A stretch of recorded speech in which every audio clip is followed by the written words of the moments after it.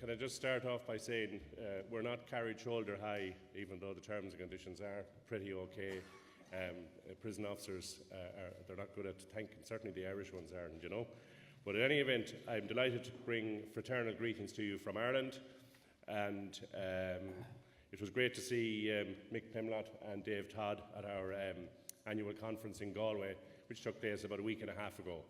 And they would have listened to the debates and the motions, and it's no surprise to anybody here that the issues that you're discussing here today are mirrored across the water. I'm at this business, as you can see from my hairstyle, a pretty long period of time, and 34 years we have never seen overcrowding so bad. We're about 25% over what we can safely manage in the prisons. We're a lot smaller than yourselves, but the place is absolutely jam-packed. They put in 2 bunks into a cell, and they say it has a cell capacity of 2. It's messing around with the figures, and the place has we've never seen such overcrowding. There's no plans in sight in relation to how they're going to deal with it. However, they did purchase a number of modular units and for the open centres. Now, we have no issue with overcrowding in the open centres as it transpires. So they spent €600,000 each on these modular homes for prisoners nearing the end of their sentence. We told the Minister for Justice you could build a 5-bedroom detached house for the prisoner, and it would have been cheaper. The money isn't as big a challenge in Ireland for whatever reason. We protested vehemently about this expenditure, and they still went ahead and they done it, you know. Assaults on staff continues. It's on the increase, as you know yourselves, with the drugs. The violence is on the increase as well. We've had, since I spoke to you last, we had an officer's home, a serious arson attack on an officer's home. And they tried to burn himself and his wife out of the building, and just for being a prison officer, you know. So we at this stage don't carry batons or pepper spray. We go in with our shirt sleeves. So it's a unique setup. To tell you, the relationship is that good. But in any event, we have an agreement with them to introduce it, and they have to change the legislation. But I suppose the biggest thing I heard you talking about here today was the drones. And of course, we're inundated with drone deliveries as well. Massive cost involved. Each delivery is estimated about €60,000. Our fear, which we've told management, of a firearm being delivered. We know flick knives actually is quite popular in these packages.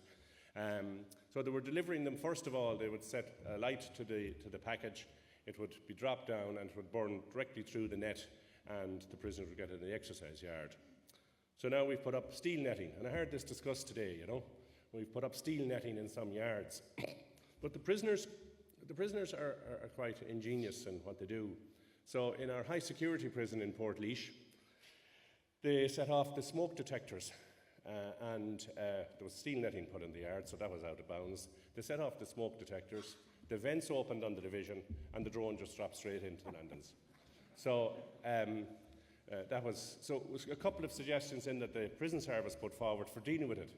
They bought a lot of drones, and they asked us to agree a circular with them in relation to officers being trained as pilots. So we said, what are they going to do, the pilots, you know? So they said they're going to attack. The drone is going to attack the other drone, you know? So this is a fact. So it was like the Battle of Britain over the Irish prison service prisons, you know? So this is true. So more than Mark earlier when he spoke to people, we spoke to our members and says, listen, this is an on-runner, you know, we're not going to have this crack. So then the other suggestion was we would take over the flight of the drone coming in and we'd land it safely, okay, until the Irish Aviation Authority says, you will in your... That's not going to happen, okay? So that was... The reality is, folks, unless we have technology to stop them getting across the boundary wall, it's never going to happen, okay? And they have all these harebrained ideas.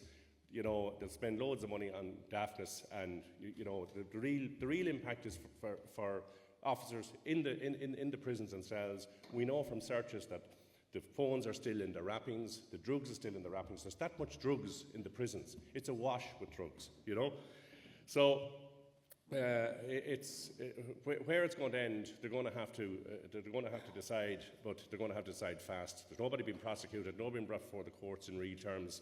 We've had one so far, and one of our major prisons, Mountjoy, is right beside the police station, the Garda station, and the drones are flying in. You can see it on TikTok. Anyone who has a sad life can look it up. Okay, but then other issues the lads would have listened to us, issues about pensions, mandatory retirement age. Government decided to increase that without any consultation ourselves. We still have it's still voluntary, but we see it as a thin end of the wedge, and we continue to fight with it. There's a number of unions grouped together, like-minded unions in relation to the issue. So one final thing, folks, I'd say, I listened to a couple of delegates coming up here and telling us this is their first time to be here at conference. I just thought it was brilliant, you know. The reality is that we need new people involved. You know, we need people, a constant stream of volunteers. It's the only way this works. And the reality is, unless we stand together, you know, we'll obviously fall individually. There's no doubt about that. And it's only from the work that you do yourselves at the coalface that keeps management at bay.